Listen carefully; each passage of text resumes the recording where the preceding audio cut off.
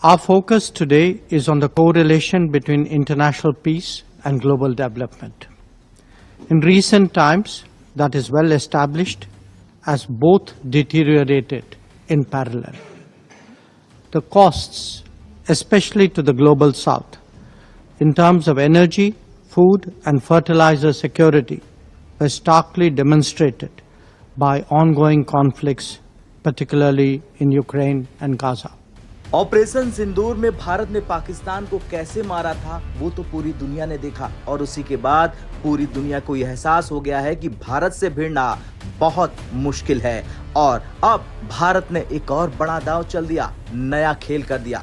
जी हाँ, न्यूयॉर्क की धरती पर एक ऐसा बयान आया जिसने पूरी दुनिया का ध्यान अपनी ओर खींच लिया।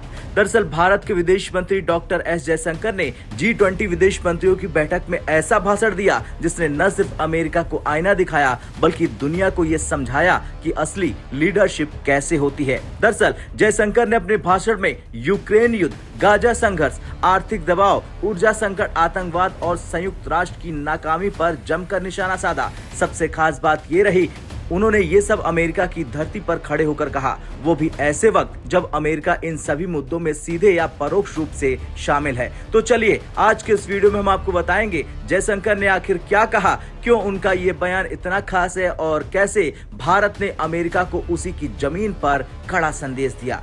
दरअसल G20 विदेश मंत्रियों की बैठक न्यूयॉर्क में हो रही थी। दुनिया के सबसे ताकतवर देशों के प्रतिनिधि वहां मौजूद थे। ये बैठक ऐसे समय पर हो रही थी जब यूक्रेन और रूस के बीच युद्ध लगातार जारी है। गाजा में हिंसा ने पूरे मध्य पूर्व को हिलाकर रख दिया है। ऊर्जा और खाद्य आपूर्ति पर वैश्विक संकट मंडरा रहा। महंगाई और आर्थिक मंदी का खतरा दुनिया पर छाया है। ऐसे में सभी देशों की निगाहें भारत के विदेश मंत्री जयशंकर पर थी, क्योंकि भारत इस समय G20 का एक बड़ा और निर्णायक सदस्य है। और अब जयशंकर ने अपने भाषण की शुरुआत ही एक सख्त सच्चाई से की। उन्होंने कहा, ग्लोबल साउथ यानी एशिया, अफ्रीका और लैटिन अमेरिका जैसे विकासशील देश जो ऊर्जा, खाद्य और फर्टिलाइजर सुरक्षा में सबसे ज्यादा नुकसान हो रहा है। अब आगे उन्होंने क्या कुछ कहा, आप सुनिए। Our focus today is on the correlation between international peace and global development. In recent times, that is well established as both deteriorated in parallel. The costs, especially to the global south, in terms of energy, food and fertilizer security, were starkly demonstrated by ongoing conflicts, particularly in Ukraine and Gaza. Apart from jeopardizing supplies and logistics, access and costs themselves became pressure points on nations. Double standards are clearly in evidence. Excellencies, peace can certainly enable development, but by threatening development, we cannot facilitate peace. Making energy and other essentials more uncertain in an economically fragile situation helps no one. Therefore, the way out is to move the needle towards dialogue and diplomacy, not in the opposite direction towards further complications. In any conflict situation, there will be a few who have the ability to engage both sides. Such countries can be utilized by the international community, both to achieve peace and to maintain it thereafter. So even as we attempt to address complex threats to peace, the value of encouraging a buy-in from those supportive of such goals should be appreciated. A persistent threat to development is that perennial disruptor of peace, terrorism. It is imperative that the world display neither tolerance nor accommodation to terrorist activities.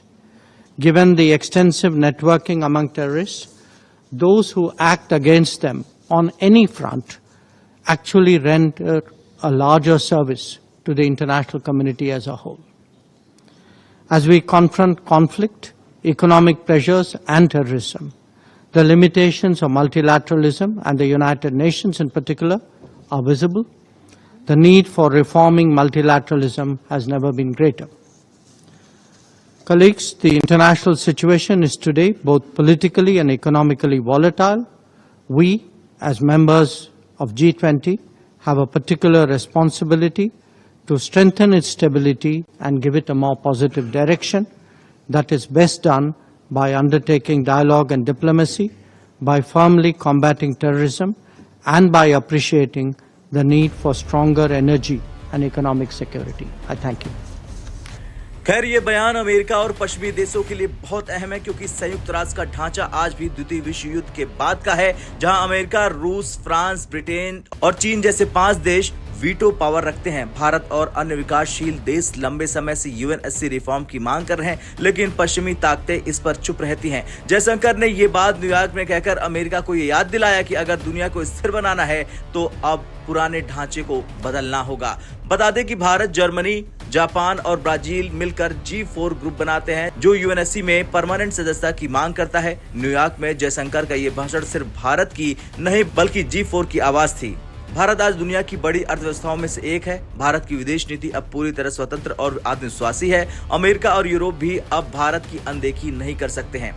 Jaishankar का यह भाषण इस बात का सबूत है कि भारत अब सिर्फ सुनने वाला देश नहीं बल्कि दुनिया को दिशा दिखाने वाला भी देश बन चुका है।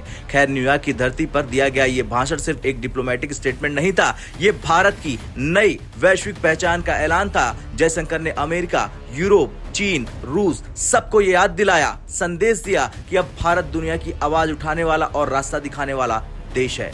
अब यूक्रेन युद्ध हो, गाजा युद्ध हो या आतंकवाद, भारत का स्टैंड अब बैलेंस नहीं है बल्कि निर्णायक है। आपको क्या लगता है, क्या संयुक्त राष्ट्र में रिफॉर्म अब जल्द संभव है? कमेंट कर जरूर बताएं।